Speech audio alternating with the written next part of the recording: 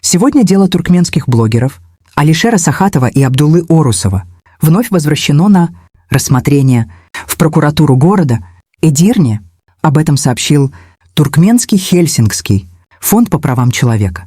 Адвокат подала ходатайство об истребовании записей камер видеонаблюдения из депортационного центра и прилегающей территории. Именно оттуда мужчины вышли 24 июля 2025 года и исчезли.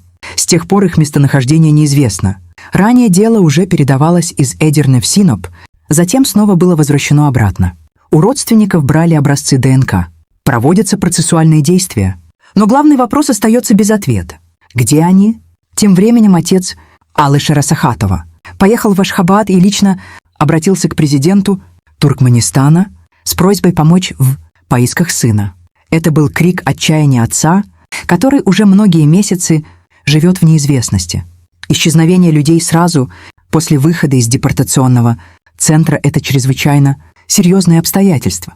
Международное право рассматривает насильственные исчезновения как тяжелое нарушение прав человека.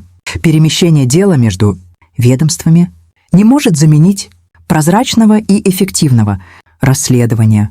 Правозащитная платформа гражданского движения «Даянч Туркменистан» призывает обеспечить полную проверку всех записей, видеонаблюдения, информировать семьи о ходе расследования и гарантировать, что ни одно обстоятельство не будет скрыто. Активизм — это не преступление. Исчезновение людей недопустимо. Мы требуем ответа. Где Алишер Сахатов и Абдулла Орусов?